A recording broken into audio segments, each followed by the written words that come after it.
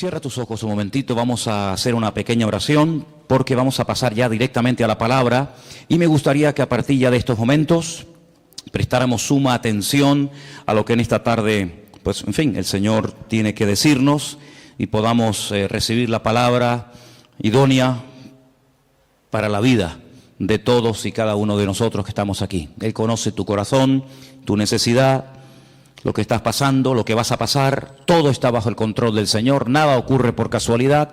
Por lo tanto, vamos a orar para que en esta tarde esta palabra pues te edifique, te anime, te consuele, te levante, te restaure, etcétera, etcétera. Padre Celestial, gracias de todo corazón te damos en esta tarde por este privilegio que nos das de poder estar aquí, Señor.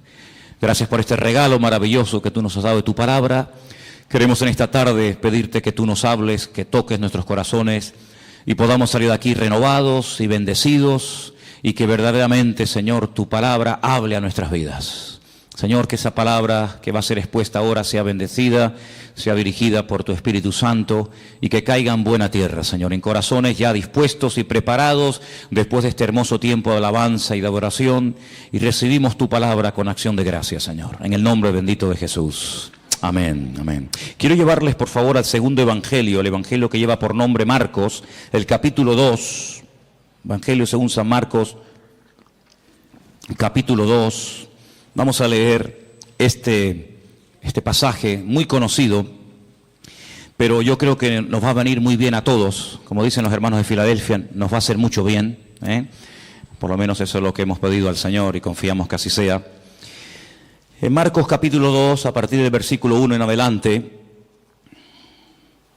dice que Jesús entró otra vez en Capernaum. Cafer en hebreo significa pueblo, Naún es el lugar o es el nombre del profeta Naún. Así que Jesús utilizó durante algunos años de su ministerio el pueblo de Capernaum, el pueblo donde había nacido y se había criado el profeta Naún, como cuartel general. Y allí estando en Capernaum, después de algunos días, se oyó que estaba en casa. Lo más probable es que estuviera en casa de Simón Pedro, que vivía justamente allí también en esa ciudad. Y dice que inmediatamente se juntaron muchos, de manera que ya no cabían ni aún a la puerta. Les predicaba la palabra.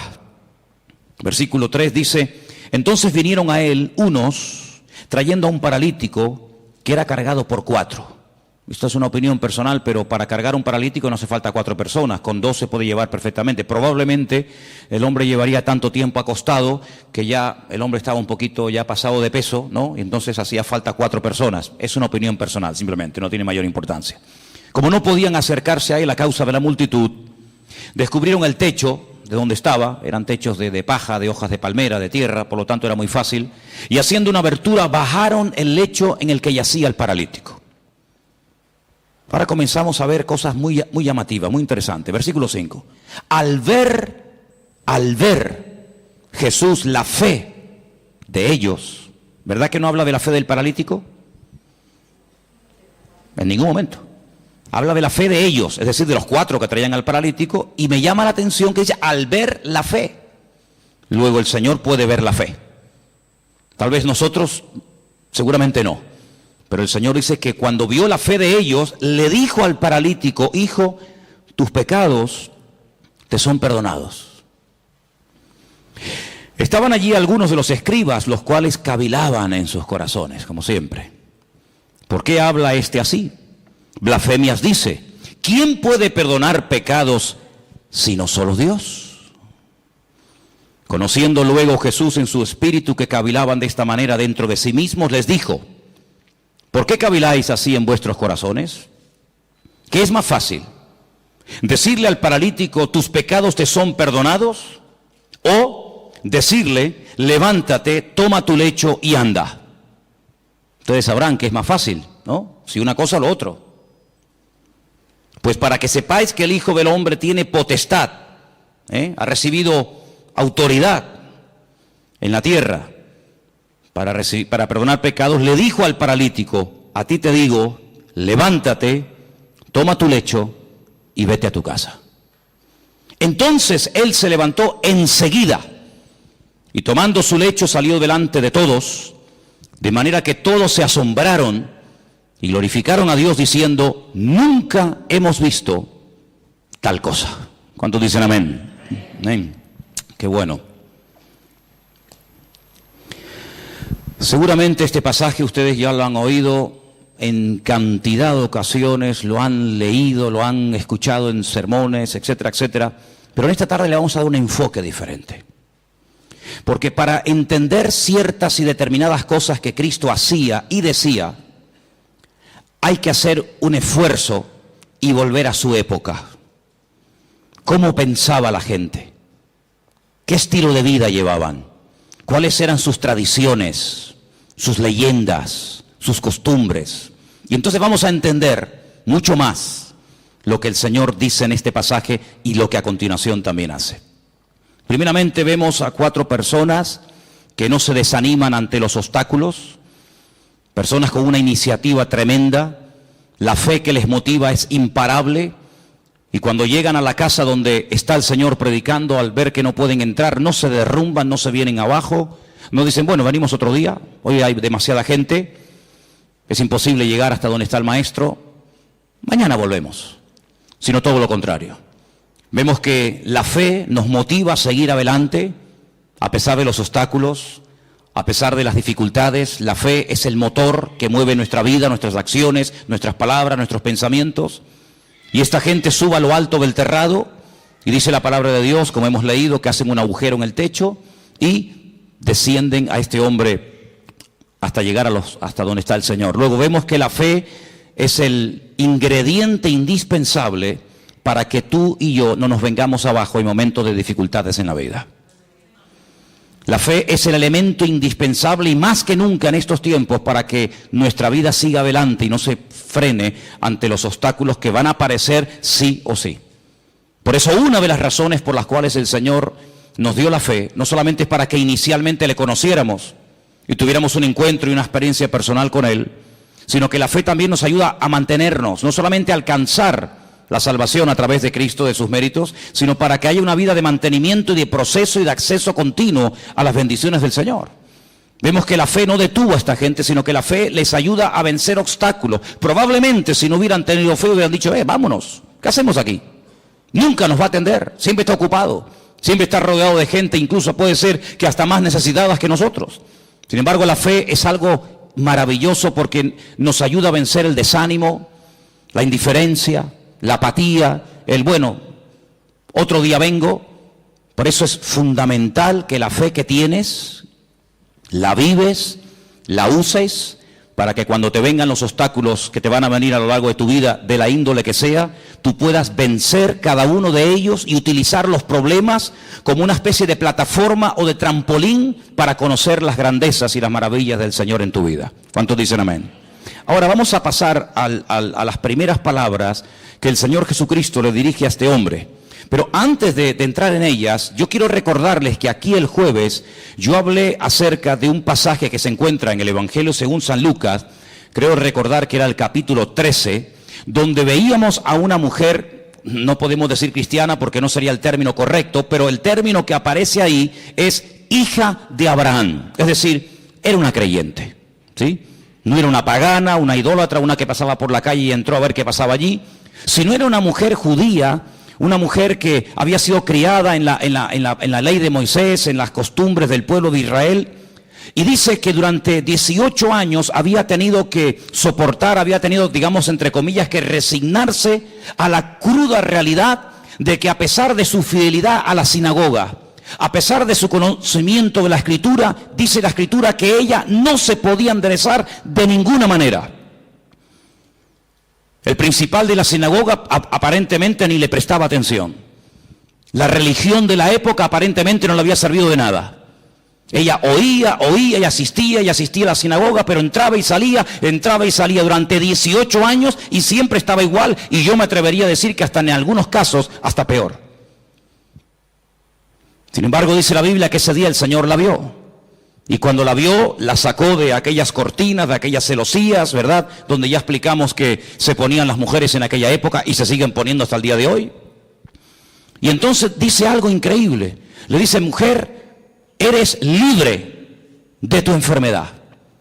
Porque dice que tenía espíritu de Y quiero aclarar, y ya lo aclaramos el jueves, que no tenía un demonio, no tenía un espíritu viviendo dentro de ella, sino que tenía una inclinación, tenía espíritu de enfermedad. Y el Señor tuvo que desatarla espiritualmente hablando. No estaba poseída, estaba atada espiritualmente hablando, que son dos cosas distintas. Y dice la Biblia, yo he hecho hoy en el mundo espiritual lo que ustedes hacen todos los días cuando desatan a vuestras bestias, a vuestros mulos, ovejas, camellos o lo que sea, y lo lleváis a beber y luego volvéis, y cuando lo traéis lo volvéis a atar. Luego lo mismo que vosotros hacéis en lo físico, yo lo acabo de hacer en lo espiritual en esta mujer. Y la evidencia de que ahora está desatada, la evidencia de que ahora es libre, es que se puede enderezar.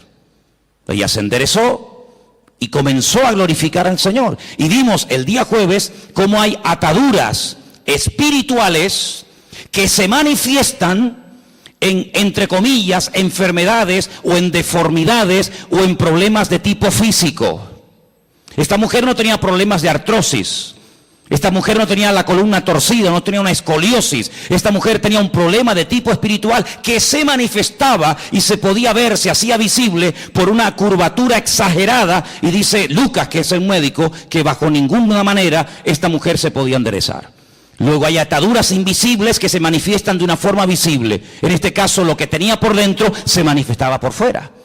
Pero en esta porción, en este capítulo que hemos leído, vamos a ver cómo una persona mentalmente puede estar también atada. En aquellos días, la filosofía de vida era la siguiente: enfermedad, persona enferma, significa que esa persona está en pecado. Porque si no estuviera cometiendo un pecado, la enfermedad no podría tener ningún lugar, ninguna cabida en la vida de esa persona. Fijaros hasta dónde se llegaba. Claro que antes de la caída del hombre, la enfermedad no existía. La enfermedad vino a consecuencia de la desobediencia, de la rebelión del hombre, pero no necesariamente toda persona creyente en la actualidad que está enferma necesariamente está cometiendo un pecado. Porque esa filosofía de vida lo único que trae es condenación. Y donde hay condenación, Dios no está, porque Dios nos libra de toda condenación. Por lo tanto, en aquellos tiempos, cuando una persona estaba sana, casi rayaba el orgullo, porque decía, estoy sano, porque soy justo, porque diezmo, porque oro, porque ayuno, porque soy buena persona, pero no tanto porque Dios tiene misericordia de mi vida y me da salud, sino porque yo por mis méritos casi he llegado a merecerme la salud que tengo. Por el contrario, cuando una persona estaba enferma, automáticamente se le señalaba con el dedo y se decía, ¿ves?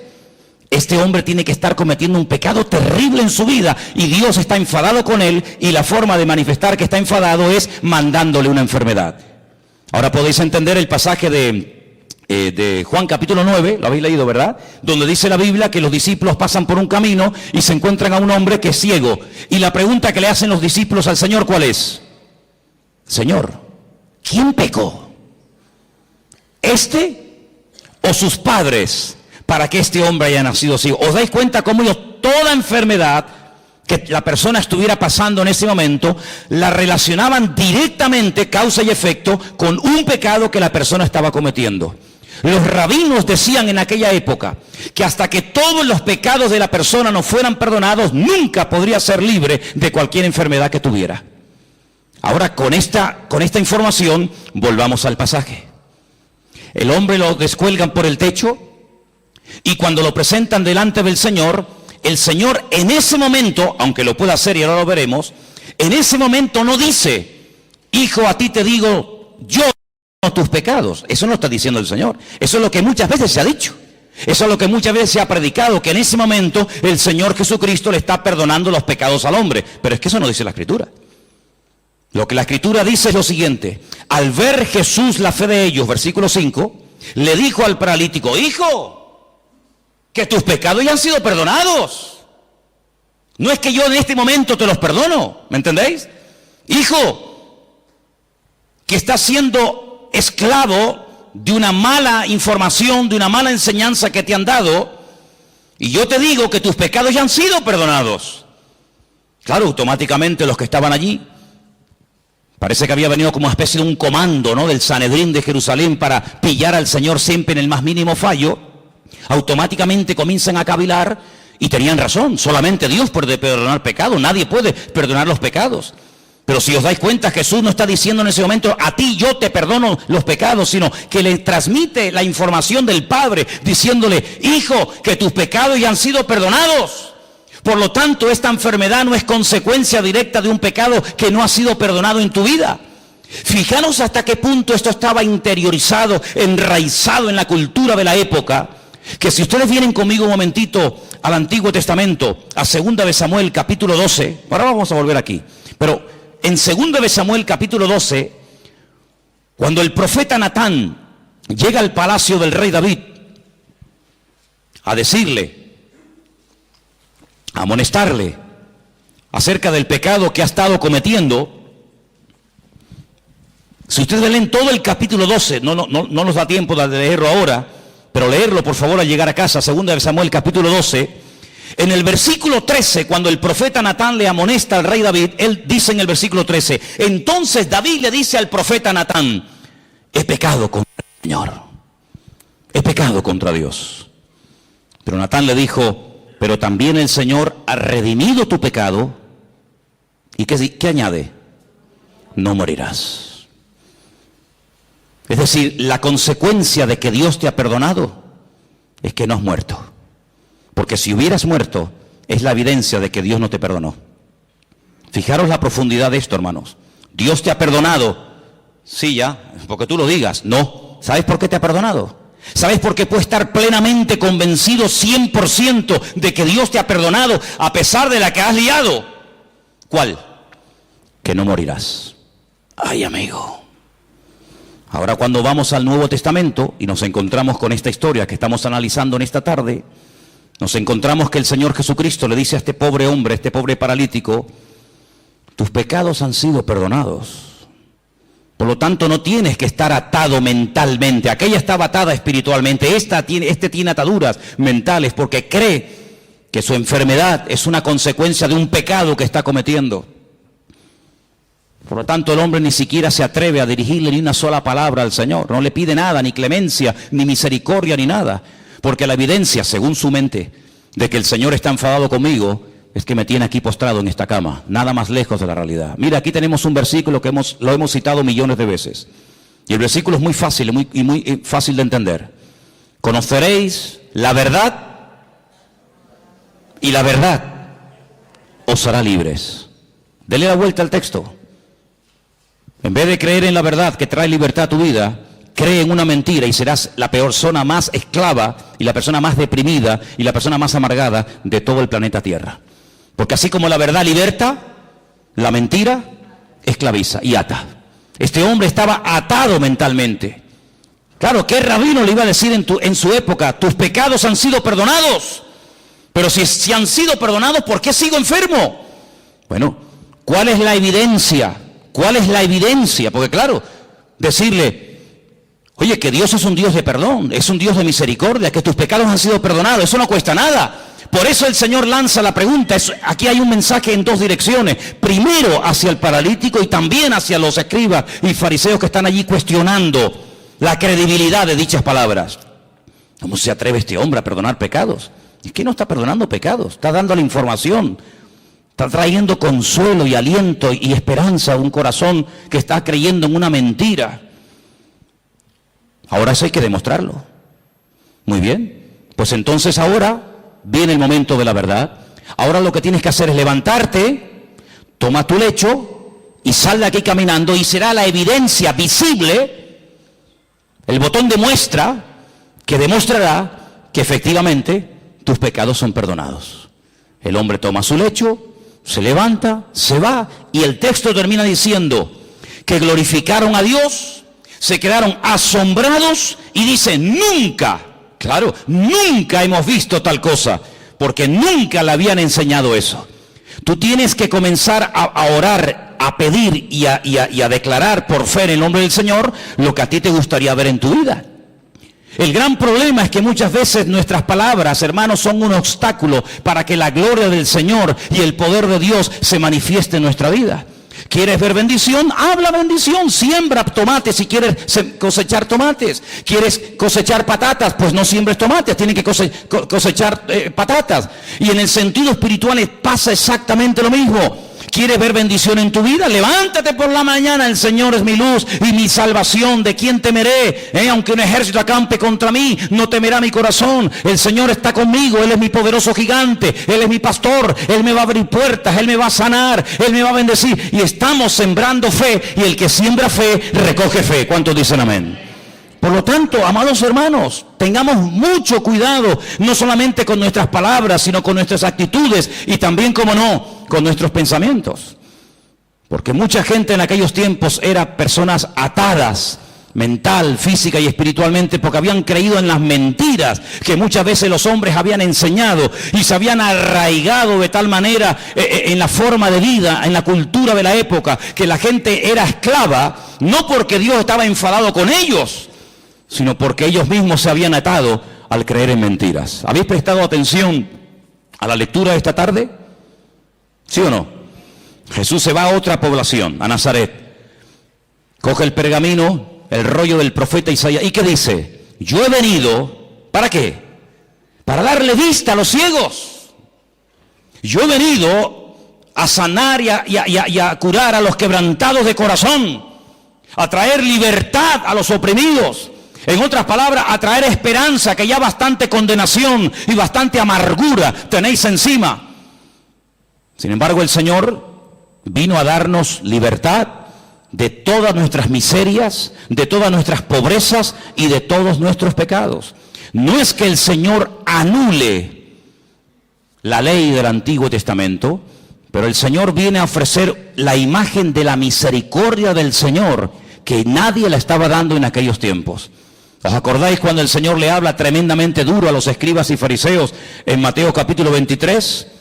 Si diezmáis esto, diezmáis lo otro, oráis, recorréis tierra y mar para ganar un prosélito y hacéis, pero os habéis olvidado de lo más importante, misericordia quiero y no sacrificio. Sois capaces de hacer sacrificios, de caminar, de sudar, de patear por aquí, subir montañas, hablar con este, hablar con el otro, de ayunar días y días, de diezmar la semilla, de colar esto, de colar lo otro. Y lo más importante, que es la misericordia. Pero ¿cómo van a aplicar misericordia si ellos no conocen a un Dios de misericordia? Hay gente, no sé qué concepto de Dios tiene, pero el concepto que tenemos que tener en el día de hoy de nuestro Dios es que nuestro Dios es un Dios de amor y para siempre su fidelidad, y es un Dios misericordioso. ¿Cuántos dicen amén? No es que pasa por alto el pecado, pero es un Dios que quiere perdonar, se goza en perdonar. Ahora, la Biblia nos enseña que cuando, por ejemplo, el rey David pecó y desobedeció contra el Señor, ya no mataba en la proporción en la que lo hacía al principio, sino que ya obtenía victorias, pero no en la medida que las hacía al principio. Ya mataba de 1000 en 1000, en vez de 10.000 en 10.000 como al principio. Es decir, hubo un decrecimiento, menguó en la gracia del Señor en su vida. Necesitaba una restauración interior. Y entonces, ¿cómo le vino esa restauración? Bueno, yo siempre he dicho que sin confrontación no se produce un cambio interior. Tiene que haber un momento en el que el Señor nos confronta, el Señor señala y dice, tu pecado, tu problema es este.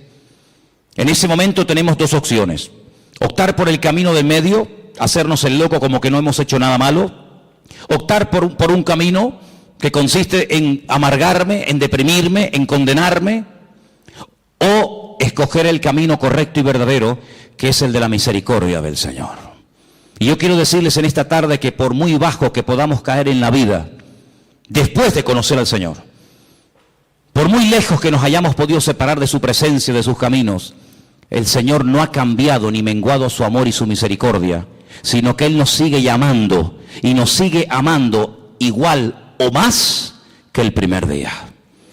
A ti te digo que Dios te ha perdonado los pecados, y la evidencia de que Dios no está enojado contigo, la evidencia de que Dios no está enfadado contigo, es que si quieres te puedes levantar ahora. Pero ya ni lo intentaba, ya se había resignado a vivir toda la vida bajo ese peso, dependiendo de que lo llevaran o lo trajeran las personas. Sin embargo, amados hermanos, tú no tienes que depender de nada ni de nadie para caminar, para sentirte libre, sino que tu libertad no depende del hombre, tu libertad depende de la obra que Cristo ha hecho por ti en la cruz del Calvario. ¿Cuántos dicen amén? Dale un fuerte aplauso al Señor en esta tarde. Dile gracias porque tú me perdonas. Aleluya. Amén. Hay un versículo en San Juan capítulo 5 que quiero leer, San Juan capítulo 5, versículo 22, donde vemos que el Padre delegó en el Hijo plenos poderes para perdonar pecados y para cualquier cosa. Y quiero que lo leamos porque no quiero que penséis que estoy tratando de decir que Jesús no tenía autoridad para perdonar pecados, no estoy diciendo eso. De hecho, el versículo que vamos a leer ahora nos demuestra que el Padre delegó, dice, este es mi Hijo amado en el cual delego, en el cual deposito toda mi confianza. Juan capítulo 5, verso 22 dice, porque el Padre a nadie juzga. Pero sigue diciendo el versículo, sino que todo el juicio, ¿qué dice? Se lo dio al Hijo. Es decir, que a través del Hijo, Dios imparte justicia y a través del Hijo, Dios imparte misericordia. ¿Os acordáis cuando el Señor estaba un día y de repente lo rodearon un montón de religiosos que estaban dispuestos a apedrear, a lapidar públicamente a una mujer que dice que había sido sorprendida en el mismo acto? Que es curioso, porque si la habían sorprendido en el mismo acto, ¿dónde estaba el otro? Curioso que nada más traen a uno. Y le dijeron, nuestra ley, como dándole lecciones de moral al Señor, como enseñándole cosas que él ignoraba, nuestra ley dice que tenemos que tomar medidas radicales ante este tipo de pecados, y nuestra ley dice que hay que matar a pedradas a semejantes personas. Y el Señor dice, muy bien, perfecto, yo conozco esa ley, si la di yo, si yo la di. El problema es que para poder ejecutar esa ley, uno tiene que estar limpio y libre de pecado. Ahora, si tú crees que estás libre de pecado para poder matar a pedradas a una persona, pues coge la piedra y tírala. No sabemos lo que el Señor escribió en tierra. Algún día lo sabremos, ¿no? ¿No te parece? Por lo menos yo se lo pienso preguntar. La cuestión está en que dice la Biblia que desde el más grande hasta el más pequeño todos salieron corriendo y ninguno se quedó. Perdón, sí se quedó uno.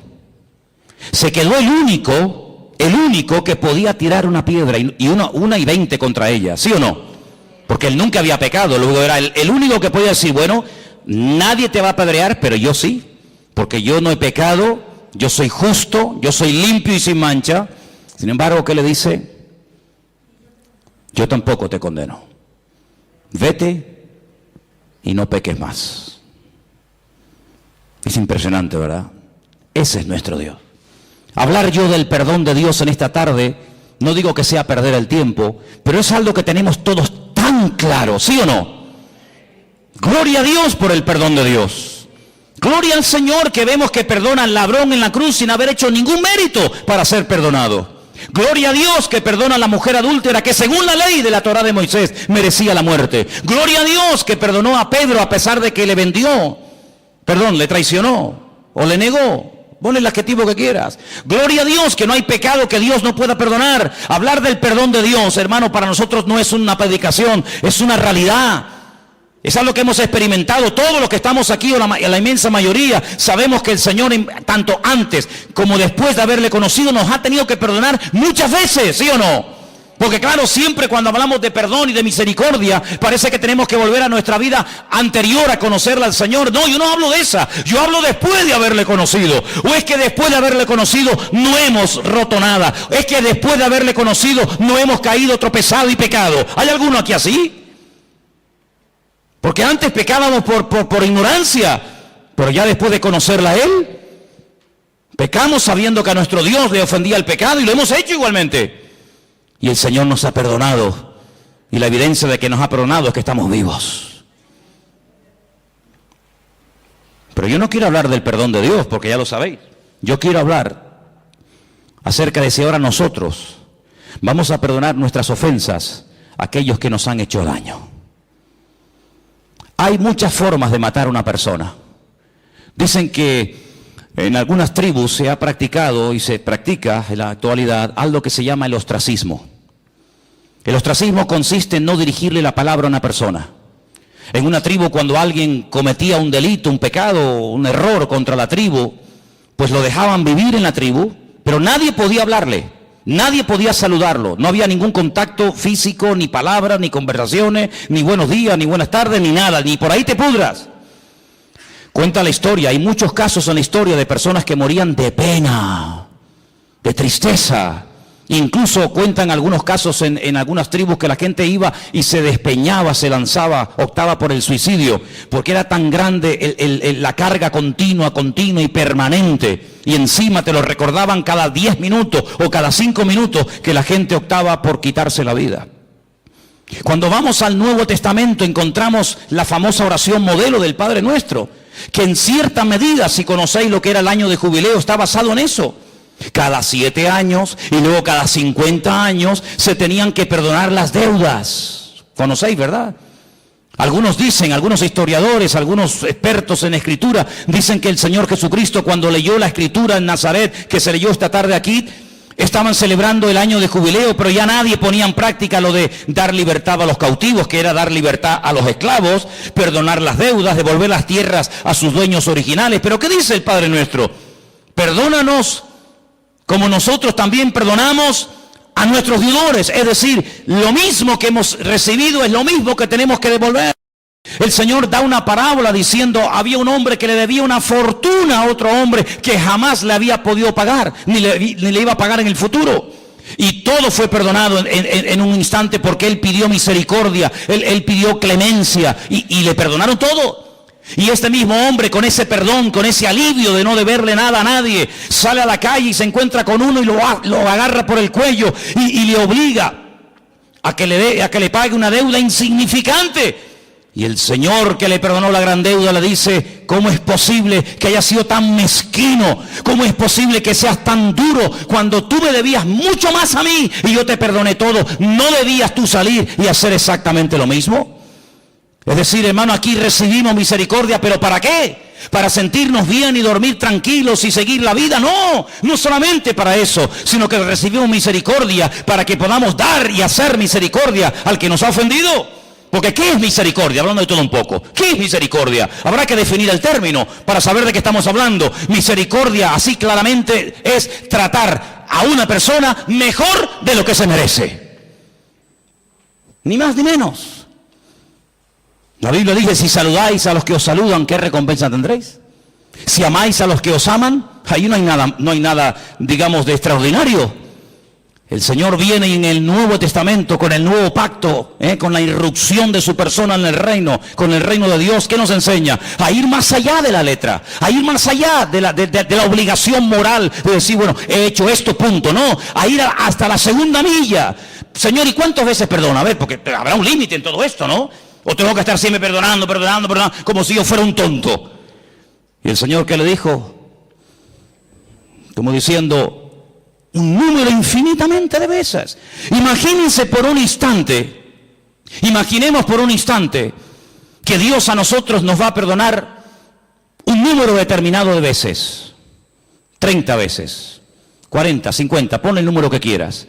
Al llegar a ese número, toda ofensa, todo pecado, toda caída, todo tropiezo, todo mal pensamiento, toda mala palabra, toda mala acción no puede quedar perdonado porque ya ha llegado el cupo, ya has completado el cupo. ¿Se imaginan lo terrible que tendría que ser vivir la vida cristiana con esa presión, con esa amargura como este hombre? Qué alivio tan grande cuando el Señor le dijo a este hombre que tus pecados ya han sido perdonados, que no tienes que estar bajo esa condenación, que Dios perdona. Y además tengo una noticia buenísima para todos nosotros, que el único que en esta vida perdona y además olvida es nuestro Dios. ¡Wow! Perdona y olvida. Nosotros no podemos olvidar, pero sí podemos hacer de la herida un punto fuerte y aprender que en la herida, cuando el soldado cae y es restablecido, el soldado se levanta con mayor fuerza porque ha visto en su vida la mano y el perdón de Dios. ¿Y saben quién es la persona que más ama? Según la Biblia, la persona que más perdona. Dice, al que mucho ama, mucho se le perdona. Al que poco ama, poco perdonado eres. Es decir, que la esencia de Dios es un Dios de perdón. Me preguntaba yo en estos días, en esas conversaciones que tengo yo conmigo mismo cuando voy por la casa, y os he dicho en estos días que si me veis hablando solo, no es que esté loco, sino que yo hablo mucho solo. Y yo me preguntaba, decía, ¿cuándo le pidió Adán perdón al Señor? ¿Sabéis? Cuando Adán, cuando peca, dice, ¡ah! Hemos pecado. Eva, ¿qué hemos hecho? La hemos liado. Hemos desobedecido al Señor, le hemos fallado, hemos pecado. ¿Cuándo le pidió Adán y Eva perdón al Señor?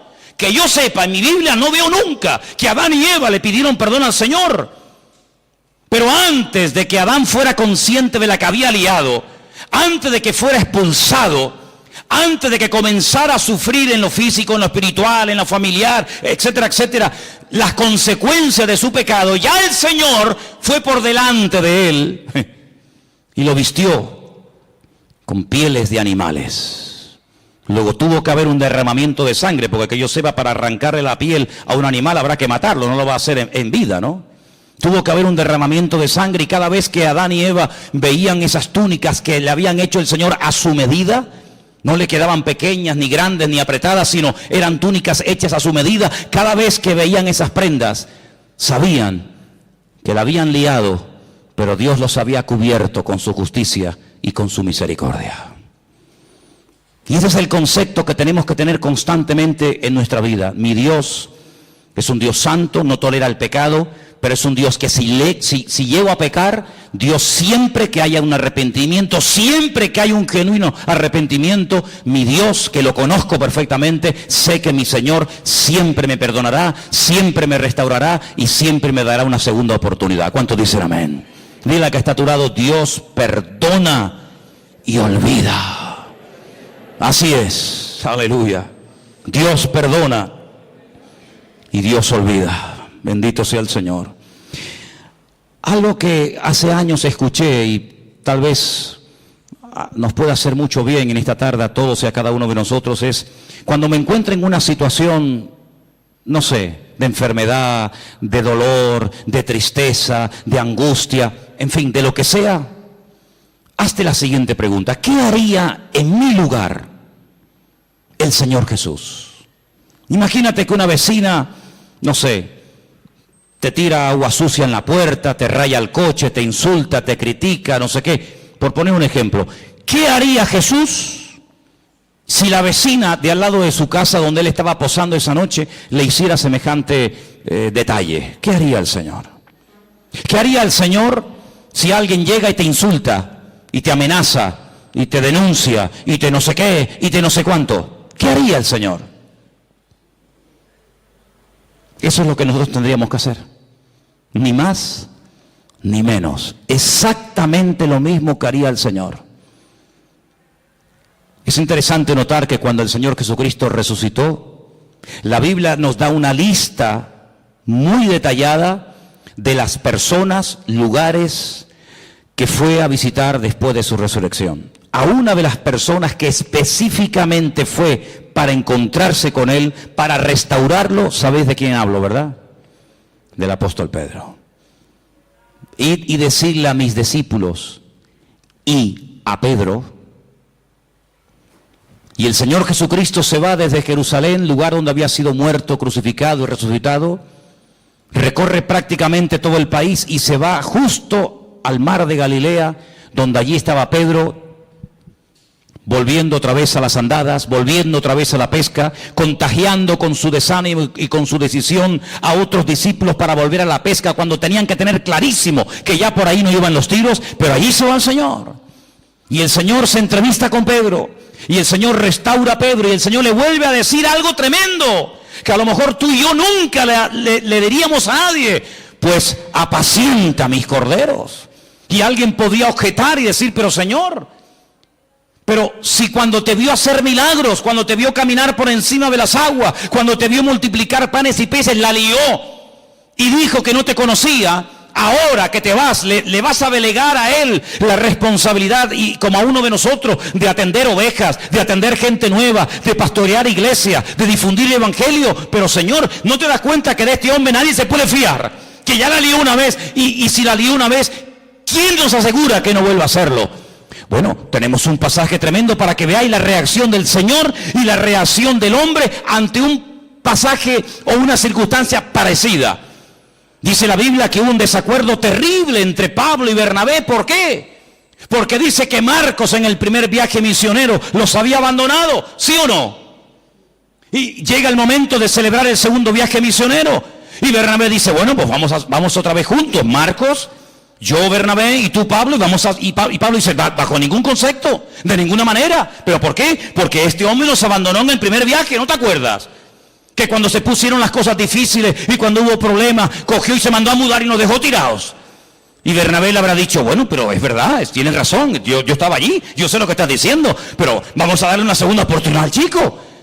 Ya ha crecido, ya ha madurado, ha pasado un tiempo, capaz que el hombre se ha arrepentido, ha recapacitado, se ha dado cuenta de que así no se puede ir por la vida. Ahora sí, ahora no, ahora cuenta conmigo, ahora no estoy para nadie. Y Pablo dice, bajo ningún concepto. Y dice que hubo tal desacuerdo entre estos dos grandes hombres de Dios, Bernabé y Pablo, que dice la palabra que Pablo se fue por tierra con Silas y se fue Bernabé por mar a la isla de Chipre, de la cual era, con Marcos. Así actúan los hombres, así actuamos los seres humanos.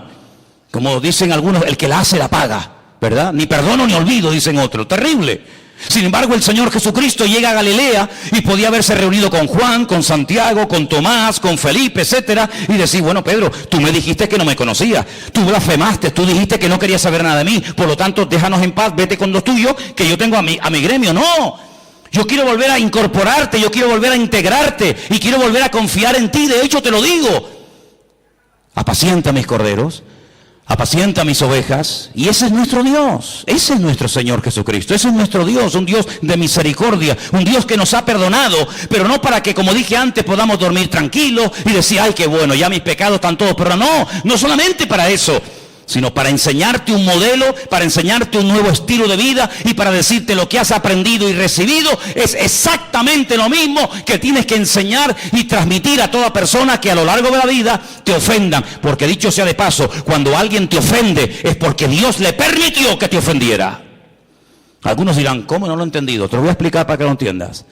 Cuando el rey David huía de Jerusalén porque su propio hijo Absalón, al que amaba con locura, fíjate cómo lo amaba, que viola a una de sus hijas. Sí, le quita el habla durante un tiempo, pero en el fondo David amaba con locura a su hijo Absalón. No hacía honor a su nombre. Padre Shalom, paz, el padre de paz, y era un guerrero, era un traidor terrible. Un hombre que dice que se paraba en las puertas de Jerusalén y cuando alguien venía a consultar, a pedirle consulta o consejo al rey, dice que él robaba el corazón del pueblo. Ay, si yo fuera rey, ay, si me nombraran rey, mi padre siempre está liado, siempre está ocupado, yo te trataría con benevolencia. Un ladrón de corazones, terrible.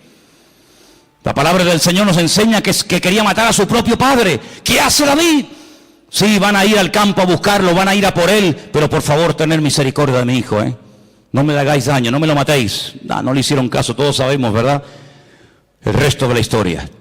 Pero cuando David salía huyendo descalzo y llorando, subiendo la cuesta del Monte de los Olivos, como dice en el Antiguo Testamento, dice que le salió en el camino un hombre tirándole piedras, escupiéndole, maldiciéndole. Hombre sanguinario, eso te pasa porque has derramado sangre inocente. Y le está recordando ¿qué?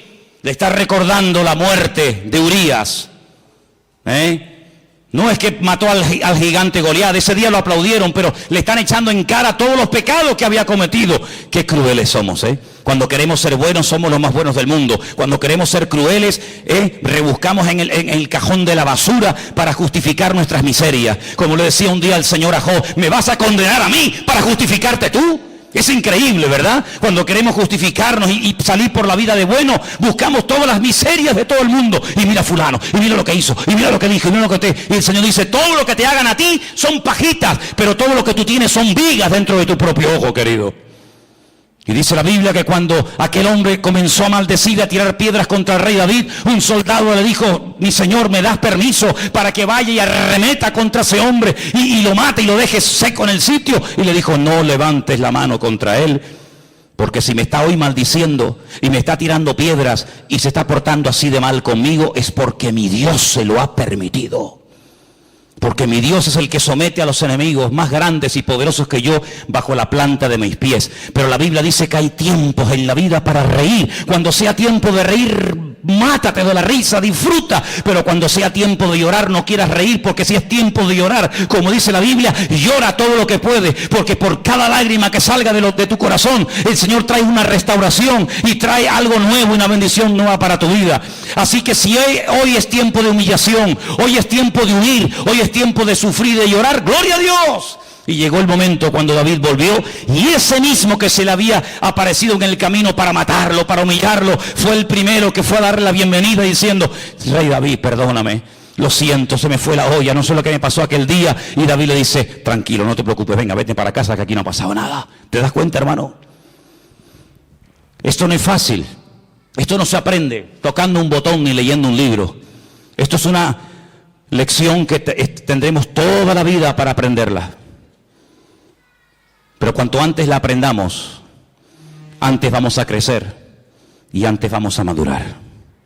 Y estamos viviendo en unos tiempos donde Dios está poniendo a prueba el corazón de los hijos de Dios. Apocalipsis capítulo 3 dice que por cuanto hemos sido fieles y no hemos negado su palabra, el Señor nos guardará de la hora de prueba. Escuchen bien, de la hora de prueba que ha de venir sobre todos los habitantes de la tierra. Y dice por ahí otro texto, y lo conocéis, que el juicio tiene que comenzar primeramente, ¿por dónde? Por la casa de Dios. Dios tiene que comenzar a limpiar nuestras miserias. ¿Hay alguien aquí que pueda levantar su mano y decir: yo nunca he tenido problemas con la pornografía, yo nunca he tenido problemas con la crítica, yo nunca he tenido problemas con la soberbia, yo nunca... Por favor, cuerpo a tierra todo el mundo. No hay ninguno de los que estamos aquí esta tarde que pueda levantar la mano diciendo: yo soy justo y jamás en mi vida por mi mente ha pasado ningún mal pensamiento, ninguna mala palabra, ninguna mala actitud. Increíble, nuestras miserias son terribles. Si no fuera por la misericordia del Señor, no tendríamos ningún derecho de estar tú y yo esta tarde en este lugar. Pero es la misericordia de Dios, no son nuestros méritos, no es nuestro conocimiento, no es nuestra experiencia, no es nada, sino es el amor de Dios el que nos permite estar aquí, a ti y a mí. Y si no fuera por el amor de Dios, nos barrería un plumazo a todos y a cada uno de nosotros. Por lo tanto, amados hermanos, vamos a aplicar lo que el Señor aplicó en nuestra vida, que nos hizo tanto bien, y fue perdonarnos y aceptarnos tal y como somos. ¿Y cuándo viene el cambio? Pues poco a poco. O hemos cambiado ya radicalmente, ya no hay nada en nuestra vida. Todavía hay cosas que tienen que ser superadas y cambiadas, pero hoy el Señor nos recuerda lo mismo que le dijo a aquel pobre paralítico que estaba atado psicológicamente: hijo, que tus pecados ya han sido perdonados. Y cuando te levantes mañana por la mañana, o te vayas a dormir esta noche, o vayas conduciendo a tu casa, o me da igual a dónde vayas, recuérdate siempre que todos y cada uno de los pecados que cometimos delante del Señor, siempre y cuando hubo un genuino arrepentimiento, y le confesamos nuestros pecados a Él, dice la Biblia, Él es fiel y justo. Él es fiel y justo para perdonarnos de todo pecado. Y la sangre de Jesucristo, su Hijo amado, nos limpia de todo pecado. ¿Cuántos dicen amén? Cierra tus ojos ahí donde estás. Un mensaje clarísimo, sencillo y directo. ¿Para qué? Para que entendamos que Dios no está enfadado contigo. Para que entendamos que Dios es un Dios de amor. ¿Sabes contra quién se enfadó? ¿Sabes a quién abandonó? ¿Sabes sobre qué cargó tu pecado y el mío, el Señor, el Dios Todopoderoso? Sobre su Hijo Jesucristo. Con Él se ensañó. Dios mío, ¿por qué me has desamparado? Contra Él el Padre se ensañó, lo dejó solo en la cruz. Permitió que lo escupieran, que lo coronaran con corona de espinas, que lo flagelaran vilmente, cruelmente, hasta la extenuación, que lo clavaran de pies y de manos, que se viera más solo que la una. Cuando los miles y miles de enfermos, cojos, mudos, paralíticos, ciegos, endemoniados, ninguno salió en su defensa. Cuando iban a llevar a los crucificados al madero, iba delante una persona con un pequeño cartel, una pequeña sentencia. En este caso dice la Escritura que, fíjate tú, Lo escribieron en 3 idiomas por si alguien no sabía lo que estaban allí escribiendo, para que todo el mundo sepa que la causa por la que le están matando es porque dijo que él es el rey de los judíos. En griego, para que todos los filósofos estoicos, epicúreos y sabios de la época sepan la causa de su muerte. En latín, para que todos los romanos, sin misericordia, sin clemencia, sepan que matar a un hombre porque se autoproclamó rey de los judíos es una locura, es la mayor injusticia de toda la humanidad. En hebreo, sí, para que Anás, Caifás, los escribas, los fariseos, los saduceos y todos los religiosos de Jerusalén supieran que no había sido por asesinato, por adulterio, por fornicación, por robo, sino había sido porque había declarado: yo he venido para ser rey de Israel y del mundo entero. Iban delante de él con ese epitafio, iban delante de él con ese cartelito, para ver si alguien entre el público era capaz de parar la comitiva y decir: alto, alto, un momento, no lo llevéis a la cruz. A mí me sanó el Señor. Yo soy Bartimeo. Yo lo conocí a él en Jericó, y cuando yo le pedí: Jesús, hijo de David, ten misericordia de mí, él se paró y me sanó. No lo llevéis a la cruz. Podía haber salido Lázaro, su amigo, aquel que estuvo muerto y resucitó. Yo estuve muerto, yo sé cómo sabe la muerte, yo sé cómo sabe la oscuridad de la tumba, pero oí mi voz, oí su voz: Lázaro, y salí fuera. Tampoco estaba. Podía haber salido aquella mujer con flujo de sangre, que se detuvo en el camino y al instante, al tocarlo, su flujo de sangre se secó. Podía haber aparecido el endemoniado gadareno. 2000 demonios vivieron dentro de su cuerpo y los echó a todos, y fue libre y volvió a su juicio cabal y le dijo: vete y cuéntale a los tuyos cuán grandes cosas el Señor ha hecho contigo. Tampoco estaba. Podía haber venido el paralítico de Betesda, estaba al lado. 38 años tirado en el estanque de Betesda, y vino él y en segundos me sanó. Tampoco estaba. Podía haber venido la mujer encorvada, era una sinagoga en Jerusalén. 18 años encorvada estuve y ahora puedo glorificar al Señor. Probó la soledad, la angustia, para que tú y yo no tuviéramos que probar esa sensación de la vida. Él se sintió solo para que tú siempre te sientas acompañado. Él sufrió para que tú disfrutes de la vida. Él murió para que tú vivas.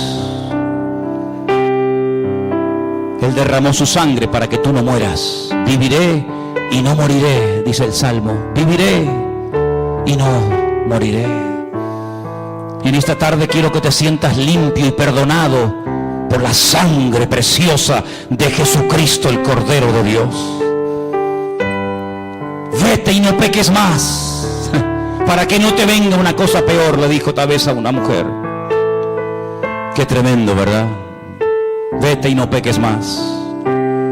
El Señor nos dice hoy a nosotros: venid a mí, los trabajados y cargados, que yo, solamente yo, os traeré descanso. El famoso Shabbat, el reposo, yo lo traeré a vuestros corazones. Cuando vengáis a mí humillados y arrepentidos, yo os levantaré, restauraré vuestra vida y cambiaré vuestro lamento en baile. Y podrás seguir caminando y recordar al mirarte esa herida cicatrizada que yo un día te perdoné y te sané, para que tú vayas y hagas lo mismo con todo aquel que te encuentres en el camino de la vida. Bendito sea el nombre del Señor. Dios es un Dios de perdón, es un Dios de misericordia. Y hoy nos dice el Señor a nosotros como cristianos, como hijos y como hijas de Él: misericordia quiero y no sacrificios.